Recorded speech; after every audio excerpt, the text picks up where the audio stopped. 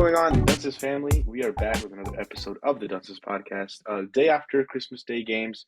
It will not be posted up until the 27th because that's when we'll actually have time to edit it. But we just wanted to get some reactions on the games. And the reason why we want to talk about these specific teams is because not just because they played on Christmas, but just because most of these teams are the teams that might be there for the Western and Eastern Conference Finals. Two in particular, Bucks and Celtics, and Suns and Nuggets, for each respective conference. But we saw other teams really show out. Warriors, Mavericks, and Sixers. They obviously won their respective games. But we saw a lot more and that's what we're going to get into in this episode or this installment of the Dunces podcast. So let's start off from the beginning, Sandro, with the Knicks and the Sixers. So the game kind of started off with the Knicks kind of playing more dominant. Embiid was kind of pretty chill. He had 16 points by half. Mitchell Robinson was showing that he's actually a really good defender and that he was bothering Embiid throughout the game. But it wasn't until that second half where the two stars in James Harden and Joel Embiid, I don't even know what the number is, but they combined for a pretty substantial amount at the free throw line compared to the Knicks. So, what do you think this game means for Philly in the sense of, like, they've won, I believe, their last 8 games or 7 games, something like that. They're on a winning streak. They're really hot right now, right? And this all happens on a Christmas Day game where a few hours before, Woj reports that Harden is considering a Houston Rockets return. So, with all this being said, what do you think about this Philadelphia team? Is this team legit in the Eastern Conference? Like, this game solidify it, or does it not really matter because it's against the Knicks? What do you think? They showed that they could really run with the best of them, or the rest of them, whatever the saying is. The fact that it's almost like they turned that switch on. I don't know if it's a good thing or a bad thing. Bad thing in the sense of, like, you had to turn the switch on, but a good thing in the sense that, like, you were able to to flip that switch, and then James Harden had a great game, and then Joel Embiid just put on his I forgot a YouTuber I was watching said he put on his MVP hat and he just started balling out. So Yeah, I think the latter. I think it's good because that means that they're going to be able to turn it up when they need to. it, but do you think it's more like, is it just one of those games where it was really just star power that won them this game? Because against the Knicks, who is their Embiid? Who is their Harden? They don't really have that. I get it. Brunson is good, but he's not at Harden's level right That now. game, it was definitely Julius Randle, But definitely. even then, as Randall, is he Embiid? Is like the type of player that Embiid is. It doesn't even come close. He's not even Harden, right? So does this game really matter? I mean, I get it. The win streak is really the most important part. The win streak is what matters right now. But this win specifically, look, Embiid had a great game. He dropped 35 points in 34 minutes. That's insane. And the efficiency, beautiful to watch. But then you look at the box score of the other guys. Tobias Harris, 8 points. He's not your third option that you're paying $36 million to, right? And Harden drops 29 points and 13 assists on 43 minutes. He's playing a lot of minutes. He's only been back from injury for about 2 or 3 weeks. So, what do you really think that this team actually has a chance to make some noise in the Eastern Conference against Milwaukee and Boston and Brooklyn? Yeah, for sure. For sure. Yeah. JJ Redick put it best. He said they're a tier 2 championship contender. We've talked about this before. Tier 1, obviously we got the Celtics and we got the Bucks, and then tier 2 is going to be, your Clevelands, your Sixers. Then everything else is kind of tier 3. There's probably another team or two, yeah, like the Nets, tier 2. Yeah. They're definitely a tier 2 championship contender. Whether they can hang with, the tier 1, it remains to be seen, but I mean, I think it was a good win. I mean, you're saying, like, maybe the Knicks don't have an Embiid. Obviously, they don't have an Embiid. Um, Nobody in the league really has an Embiid, to be honest. Not saying that Julius Randle is a superstar by any means, but they have a solid roster that has been clicking right at the right time. Players are I mean, playing they've well they've and lost their last 3 very games. defensively. I think it's just bad circumstance, and I Yeah, I think mean that did game against Chicago was a bad game. yeah, did Jalen Brunson get injured? Yeah, he hurt his hip. I believe was it the late third or early fourth, something like that. But I'll be honest with you, it looked like it was already over by then. By the time that he was out, it looked like the Sixers because in the third quarter is when the Sixers really just popped off, and of course, his contributions from the other guys, the Anthony Melton dropping 15 points, Georges Niang dropping 16 points. It really goes to show that this team actually has a chance. I do believe, in the question I asked you, I believe that they do have a chance. I think Embiid is just that good of a player, but we have two guys, two of your two most important guys on one team, in Harden and Embiid, haven't shown that they can win it in the playoffs. So we have to get into that part of it. But it is a good win. They're 20-12. They're top three, I believe, in the East, or at least top four. They've solidified themselves as one of the best teams in the Eastern Conference. So that's pretty good. As for the Knicks side of things, though, like you kind of alluded to it, what does this like? How are they looking for you? Are they going to be in the playoffs in top six, or will they be fighting for that play-in spot? What do you think? As of right now, No, they won't be fighting for a top 6 seed. No, no, definitely not. The Knicks, who are right? the top six? Who are the top six? Uh, you're asking me Like right now off on the your spot. head right now. I I can't tell you. We got Okay. Boston, Milwaukee, Philly, Okay. Cleveland. So I guess the question is, are they gonna keep this up? Like, the question is, what's more likely for them to keep it up, or for one of the teams that should actually be in the top 6 to be in the top 6? Do you Who really is not in think the top six right now that should be in the top six right now? Miami? Get the hell out of here, bro. Who in They've Miami? been dealing with injuries, but again, they're No, old, so it's like, I'm sorry. can you Yeah, really expect? no, they're But not they're going not to going to be. be injured all season. They're a playing team. Miami's a playing team. Nah, They bro. don't have a It starting depends. core, If they don't get a healthy, solid starting core. then I'll concede. But if they get healthy, they start clicking, like they're definitely a top 6 seed for sure, for sure. They might be sixth, but you're telling me a healthy Miami isn't going to be better than a healthy New York Knicks? No, That's a look, hot take. I think you okay. What are we comparing Miami to? And obviously, this has nothing to do Comparing him to the with the Knicks, Christmas games. But look at Miami's team last year. A team that went to the Eastern Conference Finals. Compared to now, I get it, injuries and all that stuff, whatever.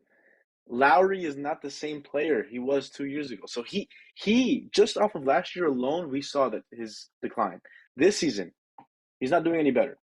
Hero is not good in the starting lineup. He's the only one that gets some buckets, but he shouldn't be in the starting lineup. He should be running that second unit because who's running that second unit?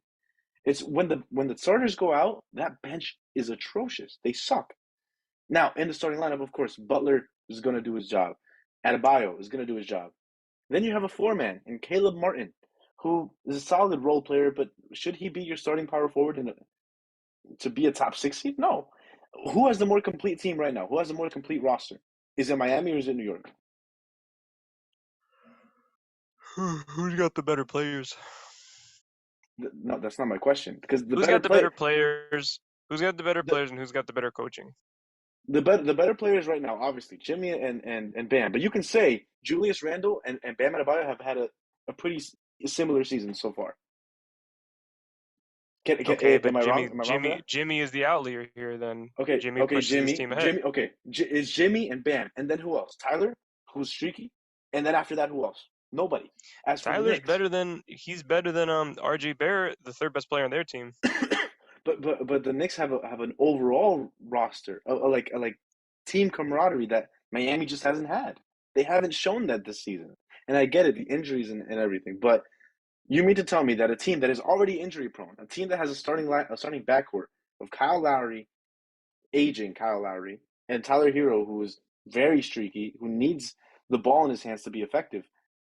You mean to tell me that that lineup, that team, is better than an overall lineup of a defensive monster that the Knicks, not monster, but a defensive team that the Knicks have? Yeah, I That's think crazy. you're too low on Miami. You're too low on Miami. I think you're I too think high on Miami just because give them time. Just give them time. Miami is a I'm playing team. literally I just don't. saying they're gonna move up a spot to sixth. What are they? Okay, Seventh? so who Eighth? else is there? Who else is there? So we have right now in the top All right. four. So you got Atlanta. and you have Toronto and Chicago. So out of all those teams, one of them should definitely have taken the Knicks spot. I don't know. I don't really believe in Chicago. They've been the most disappointing team in the NBA No way you for believe me in this Atlanta. season. I don't believe in Atlanta, but not because they're not a good team. I think on paper they're a better team than the Knicks. It's just Nick McMillan, the problems that they've had with him. Trae Young, surprisingly, or I guess unsurprisingly, is the problem with this team. DeJounte has been their best player. Um, John Collins is unhappy. He's really not producing, or he's streaky. Like this team on paper should just be so much better than what they're putting out. But they're But not. They're there's not going to just get better if they keep that coach, and that's if they what keep the yeah, same that's thing, what I'm saying. there's Like no way that they're they're going to be not a top gonna, six. they're not. Nah. That's what I'm saying. They should have been, but all those factors, they kind of combine to not make that the case.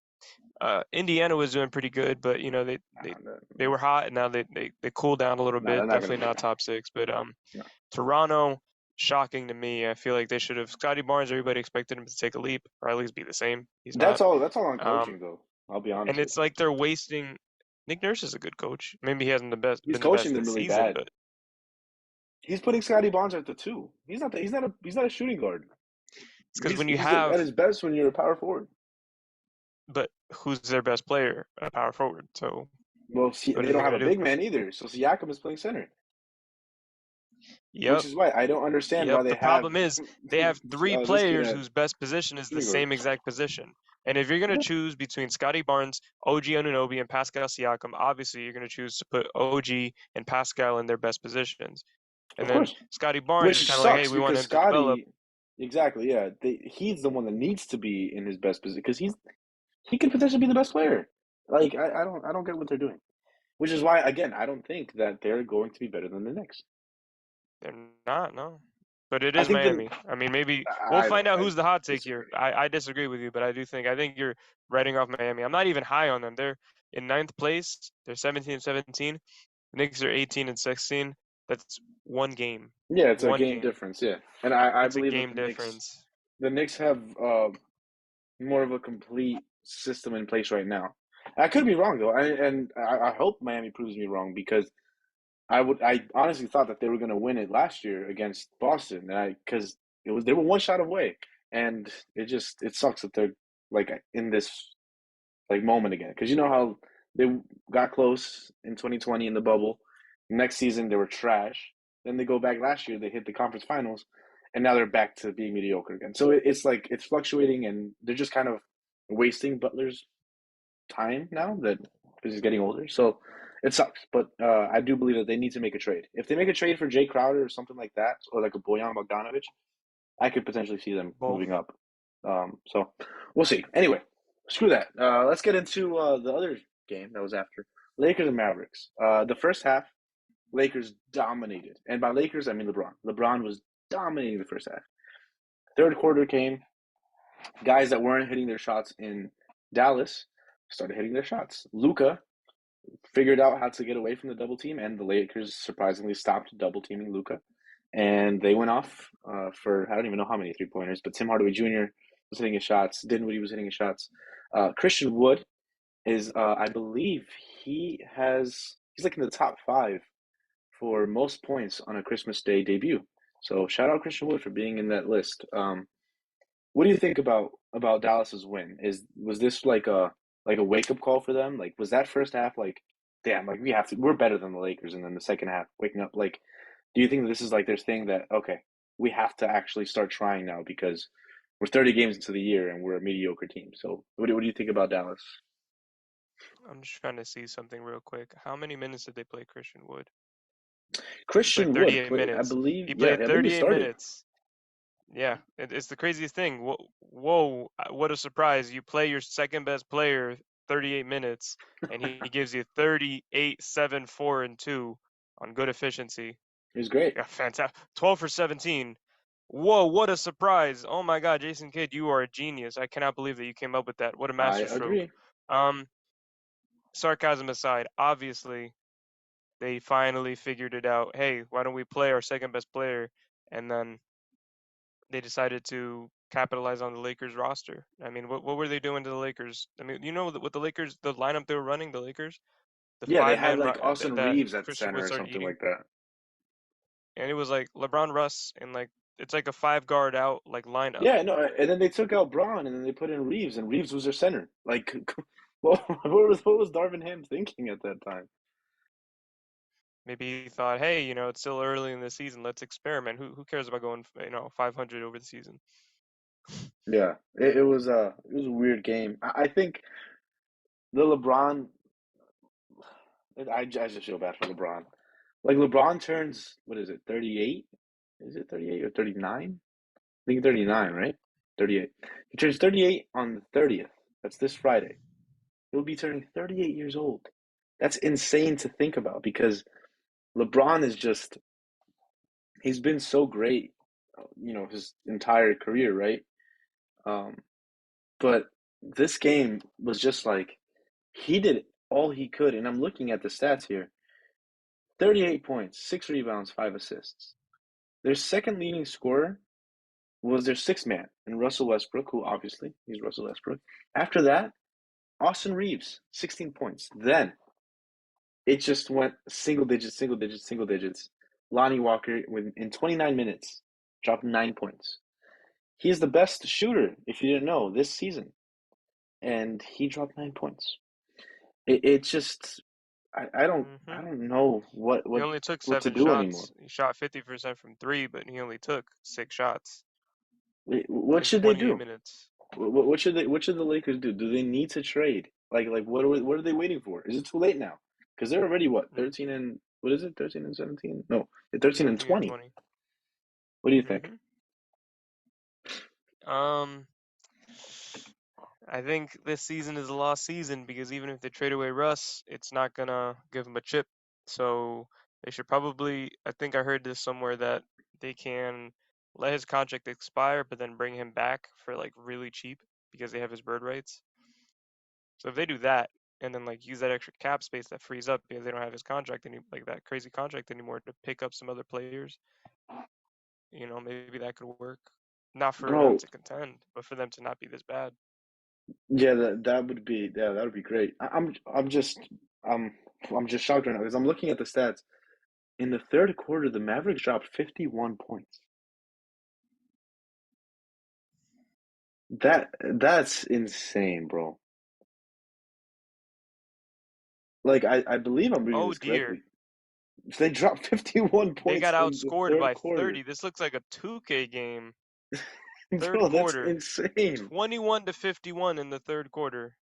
I mean, obviously the fourth quarter 40 to 30, great, but golly, 51 points. Nah, the Lakers suck, bro. I don't know what to think with them. Uh, I told but you. Yeah, well, what was it? We were talking yesterday and you were like, yeah, "Oh in the man, first Dallas is half, bad." yeah, I was like, Yeah, and I'm like, Dallas "Yeah, could, but this isn't sustainable. The Lakers are not good." And you were like, "Oh, there's no surprise. Like the Dallas is bad too. They're all Luca." And I'm like, "Yeah, but Luca yeah, yeah, and I uh, thought that way is because good." Christian Wood was coming off the bench, and I was like, this is really annoying. But then he was balling out yesterday too. So shout out, shout out those guys in Dallas. I hope they make a trade. Zach LaVine. All right, let's move Shout on. out Zach LaVine. No, yeah, well, that would be a great trade. But let's move on to Milwaukee and Boston. I believe it was supposed to be the game of the night, and it was not. Uh, Giannis dropped a dud, which was 27 points, and Tatum dropped 41. Did you know that Tatum passed Kyrie Irving for most points in a Celtics uniform on Christmas Day? He hasn't passed who was it? Was it Heinsohn? I forget who it was. But he hasn't passed some guy who was 45 points. But he was close. He could have done it. But he passed Kyrie, who I believe was 38 points. So shout out Tatum. Um, did this game solidify Tatum as the number one in MVP? No, it's one game. Now, if it's a stretch, let's say it's a 5 game stretch where Giannis just like he's not playing like himself, he's not like he's really not that good, but then Tatum just keeps this up. It's going to be Tatum, but you can't say that off of one game. That's very reactionary, which is kind of Tatum ironic because we're on a podcast reacting to games. But yeah, in, no. in Tatum's last 5 games. I'm just gonna give you the last 5 games. He's averaging around, I want to say, 35 points per game. I'm just doing the math strictly off my head. He dropped 44 against the Lakers, 31 against the Magic, 41 against the Pacers, 30 against the Wolves, and 41 against the Bucks. So what is I don't know what the average is. I'm assuming that's like 35, 36. And now let's look at Giannis's numbers, which again, we're just doing this all right now because this is one of these podcasts where we never prepare for anything. Um, Giannis in the last 5 games is averaging what 32 points per game. Obviously, the game isn't just around points. It's it's obviously it's the whole atmosphere, what you do to the game, how you impact the game in different ways, and I believe Giannis does that. However, against the Celtics, and I know it's not Tatum because it's a it's a cohesive thing to stop a guy like Giannis, but Tatum is the best player in the best team in the Eastern Conference, leading that team, led that team to beat Milwaukee and Giannis. Obviously, no Middleton, but Middleton isn't going to be the same this season. I don't think that he's going to amount to anything that he's done in the past, which is why I don't think the Bucks are going to win a championship this season. Maybe a hot take, but we'll see. Um, but with all that being said, I don't think that that Giannis is the number one. I think it is. I think it has to be Tatum, and not just off of this game. I just think overall, like he's had the number one seed for a while now. It's been basically since the season started, right? And he's the best player on your number one team, best offensive player.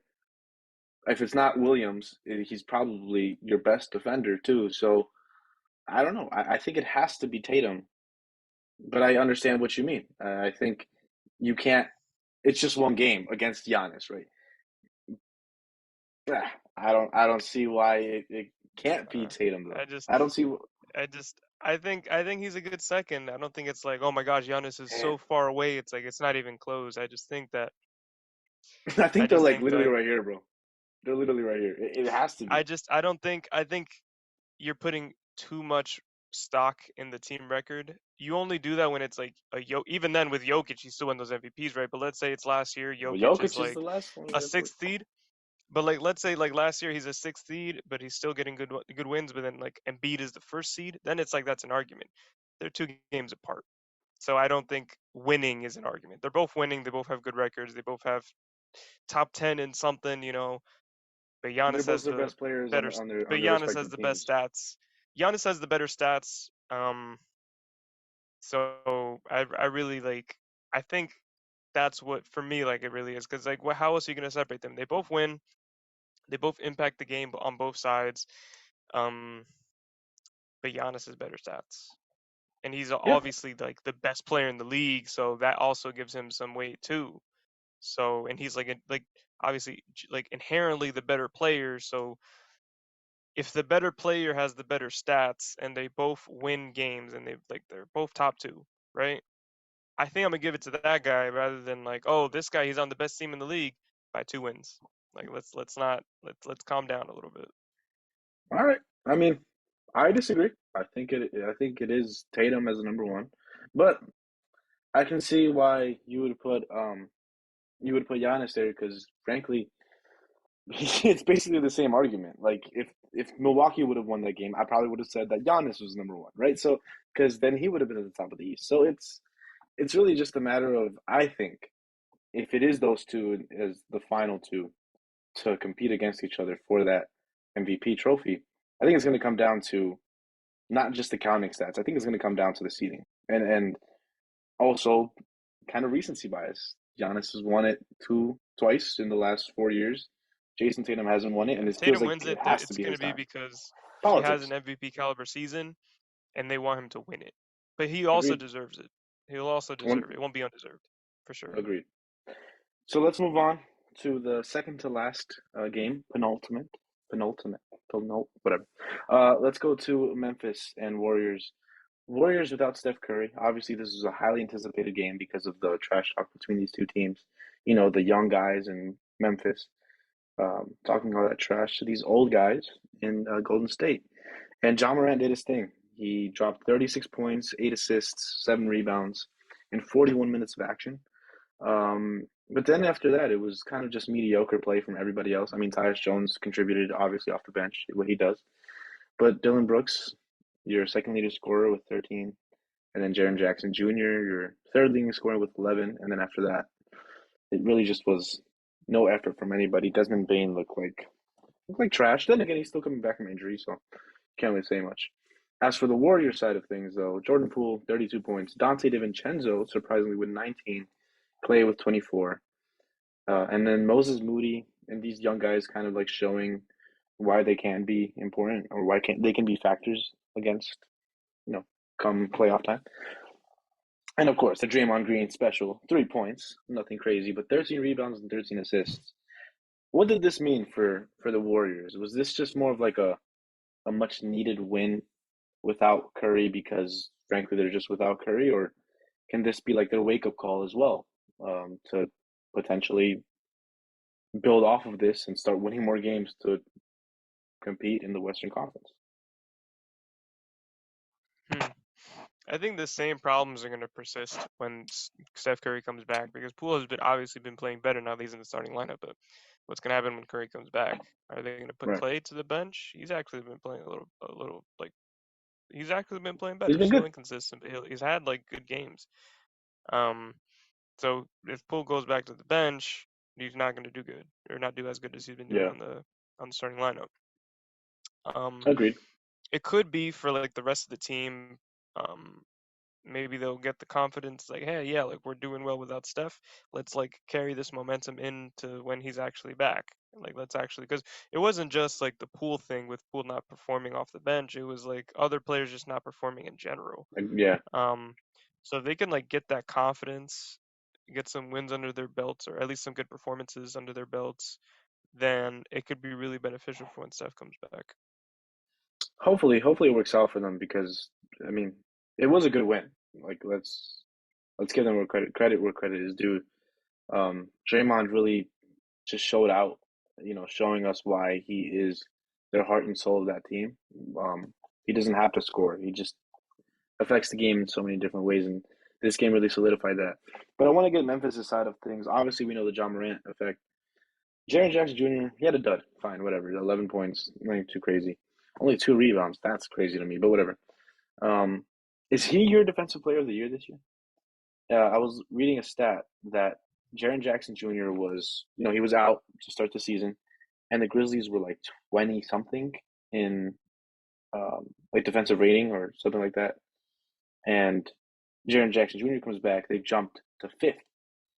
When he's on the court, they're like the best defense in the league because he's on the court. Um, but when he's off of it like you could see the decline in defensive intensity, the impact of the game defensively. So what do you think it's him as the defensive player of the year? Because in reality, who else is there?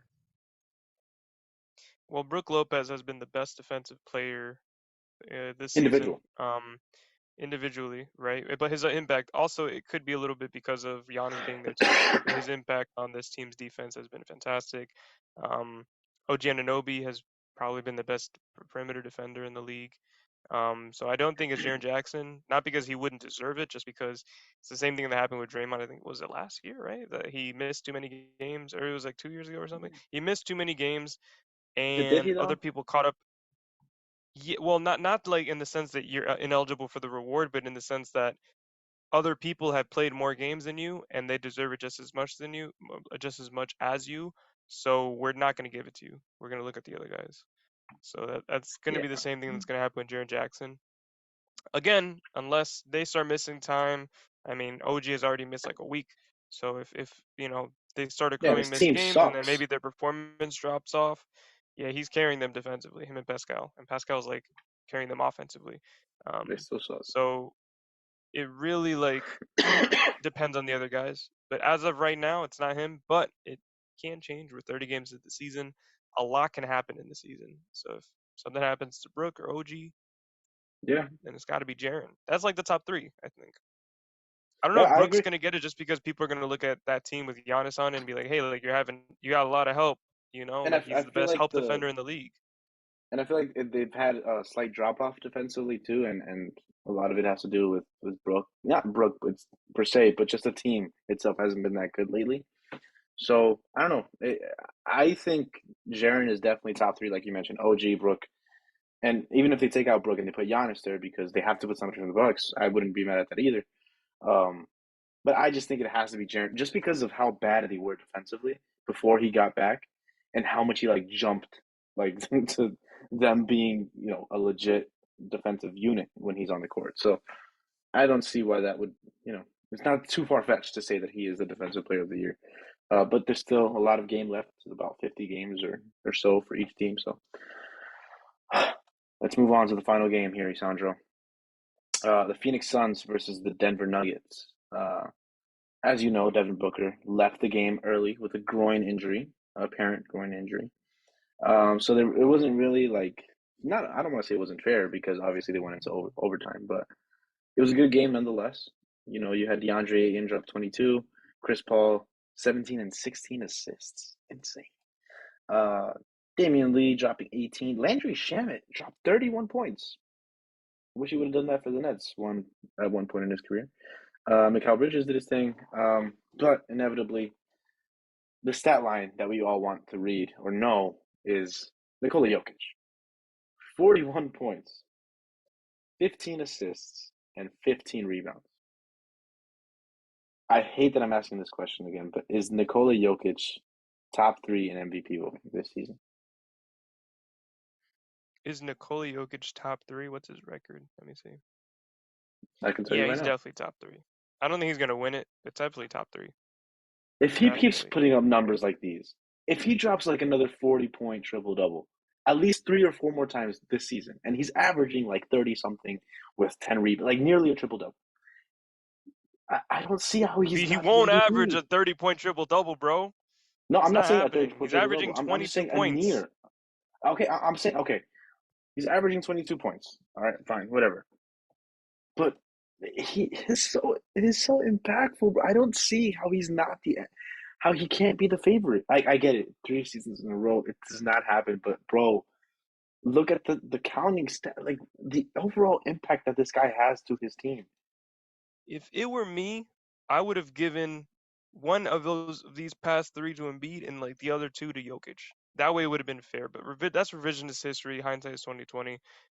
That's the only reason why I don't think he's going to win it, just because it's like we don't want to give it to, because there's something with giving somebody 3 in a row, right? Who's done It that? hasn't happened in a 3 in a while. row. Larry Bird, I think, was the last guy. Um, it's actually a great question. MVP. Okay, It let's see. doesn't happen. It doesn't happen. MVPs. Not saying that Jokic is not capable of producing a career that rivals Larry Bird's, but that's something to be seen in the future. He's definitely on course to match Larry Bird's Yeah, career. Not saying he it's has three done so people. already. It's three people. It was Bill Russell, Will Chamberlain, and Larry Bird. That's it. That's only three. I Hmm. I don't see. Okay, yeah, it has to be Tatum or Giannis, obviously, but the fact that it can't even be like an argument to say that he does not deserve a third MVP, like nobody's talking about it, and I Of feel like course, it it's needs an to be said argument. more. It's the It needs to be media. The said more. media knows that they're not Yeah, going to give him it, and they're the ones who vote, so they're trying to keep it on the hush hush. Nobody talks about it. They didn't even want to give him the last 2. They think they're going to give him the third one, even though it's deserved. They're like, nah, we're not going to it's give you crazy because third, he even if probably you're. deserves this one more than the last two. It's crazy, crazy to Hmm. think. And this is obvious. I Oh, think definitely. Now that you say that, definitely, because it's the same stats, but with a much better record. So it's like he won it better last year record, as the 6th seed. bro. Even better efficiency. Is it It's really better well, efficiency? I would Let me say see. it's on par. I would say it's on par, but still, like it's. I don't get it, bro. I don't get how he can just continually get like better. Like I don't see how, but he's doing it. Um, and then obviously, this game is debatable for game of the year so far, going into overtime. The Aaron Gordon jam, and that's kind of like obviously that poster was gorgeous. If you haven't watched it, please look it up on YouTube and watch it. Um, but as for Aaron Gordon, do you think he's a first time All Star this season? I'm just looking at this. Jokic had a 40.27. Did we talk about that 40.27 rebound game? I mentioned this to you the other day. I want to say like 3 days ago or You 4 days did? ago. Yeah, I mentioned it to you. Oh, I have ADHD. What was your Yeah. question? My question is Aaron Gordon an all-star this season? He's the second best player Let's check his stats on the best team in the West. So on the they're best gonna team in the get two West. spots, right? And it's either And gonna it's be not going to him be or Murray, and it's Jamal not going to be Murray. Michael Porter Jr. Nope, it's not going to be Murray. You know this, Eric. Come on. I'm saying like as a potential candidate, but if it's He's between him and Murray, averaging it's gotta be. he's averaging this season 17 points on 61% shooting, 39% from three, 6 rebounds, 2 assists. And these are just counting stats, of course. But what his job defensively is really to guard the opposing team best player because he is their best defender, and he's doing that at an elite level. Um, so Yeah. I don't know. Well, the Is reason why I he an said all Murray star? is because they're both averaging like around the same, 18, 4, and 6, with a pie of 11. Um, it depends who he's up against for that forward position. I mean, Yeah, who do we even I have? think that's why Murray won't make it because Murray would Because be going up against he's coming guards. up against the guards. Yeah, that's why. But for Yeah. the forwards, you have Brandon Ingram, you Yeah. have He's been out a Paul while. George, Zion. you have Paul George, Zion. That's true. I forgot. That's three forwards that are probably going to be locks depending on Ingram's health. Yeah, I don't think Ingram's gonna be Um, locked to be honest. if he's healthy, I think so. He's got I mean, he's got better stats than Gordon. He doesn't have the defense, but I think when it comes to voting, I think Gordon's Wiggins got the can be a defense. name. Wiggins has He's actually been been playing injured though. really That's the well. thing. He's been Yeah, playing that's well, true. but he's been injured. That's the thing. I don't Who know. else do we have in the forward position? Lauri Jeremy Markkinen. Is he Jeremy a power Grant. forward? Yes, Laura Jeremy Markin Grant. would get it. No, Jeremy Grant's not making it. I was just saying it. But I do believe Laura Markin is gonna make it. I think he has to. He's the best player on one of the most surprising teams in the West. LeBron, obviously. Um, No, LeBron's not even a question. You got to remember, it's the forward, so it's the first two, right? So it's like LeBron and Zion are going to be at the top, and then it's kind of everybody else, and however they do the votings. Um, Also, if Isandro is frozen on your screen, guys, I'm very sorry, but the man has cheap Wi-Fi. Anyway, um, yeah, I don't know. I would say he could potentially be an I'm all just really star. far from my internet. I'm sorry. Well, he can, I don't Yeah, see just why have he to look can't at be. who are locks and who's like, because he can't get in over the locks, but he's like the second best out of that. Like you got LeBron, you got like those guys I mentioned, and if those guys get in, if there's an open like forward spot, he gets in there Yeah, because then there's I nobody else think better than Gordon him. has to. Yeah, that'd be great because he's really like revived his career because he wasn't He's been like playing like bad, this. He's but been playing like this for like the since last he since got he got there. there, yeah, Yeah, it's been a little inconsistent because it wasn't the role that he should have been. He shouldn't have been like the second best player like outright. But like I think I mentioned this in a pod before, 2A and 2B. It's like he's 2A and Murray is 2B. That's perfect for him. And then you have, Michael Porter Jr. a 3 yeah, whenever he decides to play and not be injured.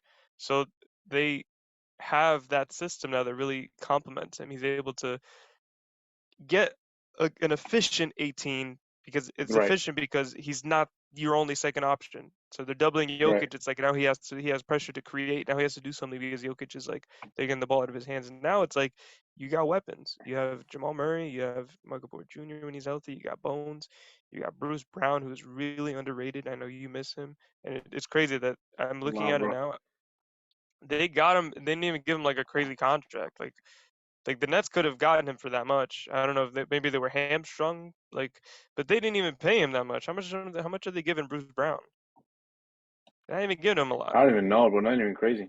It's like not even. And same thing with Jeff Green. Like y'all lost two of your best role players for nothing, and these guys they're reaping the rewards, Yeah, yeah, which is tough. it's crazy to think about that, but whatever. It is what it is on that side. But yeah, I don't know. It was a great game. I do think that he might take it all. I'm not take it all, but he might get to the All Star game, so that'd be pretty dope.